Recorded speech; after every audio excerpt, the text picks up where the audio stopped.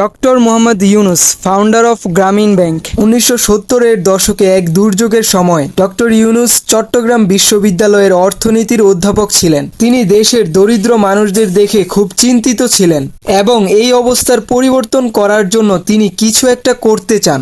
Doctor Yunus লক্ষ্য করেন যে গ্রামের দরিদ্র মানুষদের কাছে প্রচুর মেধা এবং দক্ষতা থাকলেও তারা অর্থের অভাবে নিজেদের এই কঠিন অবস্থার উন্নতি করতে পারছেন না।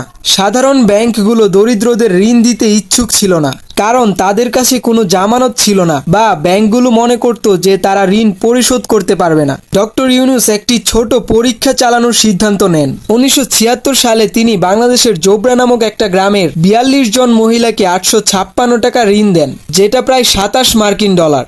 এই ঋণের মাধ্যমে সেই গ্রামের দরিদ্র মহিলারা নিজেদের ছোট ব্যবসা শুরু করেন এবং সফল হন, আর প্রায় সবাই ঋণ শোধ করতে সক্ষম হন। এই সফলতা দেখেই ডক্টর ইউনুস বুঝতে পারেন যে দরিদ্র মানুষদের ঋণ দেওয়া সম্ভব, আর তাদের মধ্যে আত্মবিশ্বাস এবং কাজ করার ইচ্ছা আছে। ডক্টর ইউনুস এই মডেলটি বড় আকারে বাস্তবায়নের জন্য একটি ব্যাংক প্রতিষ্ঠার কথা ভাবেন। 1983 সালে তিনি সরকারকে রাজি করিয়ে গ্রামীণ ব্যাংক প্রতিষ্ঠা করেন। এইটা ছিল বিশ্বের সর্বপ্রথম ক্ষুদ্র ঋণ ব্যাংক।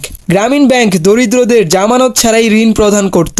ব্যাংকটি বিশেষত মহিলাদের গুরুত্ব দেয়, কারণ তারা সাধারণ অর্থ ব্যবস্থাপনায় বেশি দায়িত্বশীল বলে প্রমাণিত হয়। প্রথম দিকে গ্রামীণ ব্যাংক নানা সমস্যার সম্মুখীন হয়েছিল। বড় বড় ব্যাংক এবং অর্থনৈতিক প্রতিষ্ঠানগুলো ডক্টর ইউনুসের মডেলকে অবাস্তব বলে উড়িয়ে দেয়।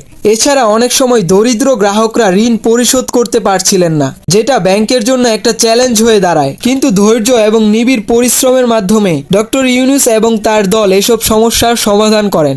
সময় গড়ানোর সঙ্গে সঙ্গে গ্রামীণ ব্যাংক একটি সফল মডেলে পরিণত হয়।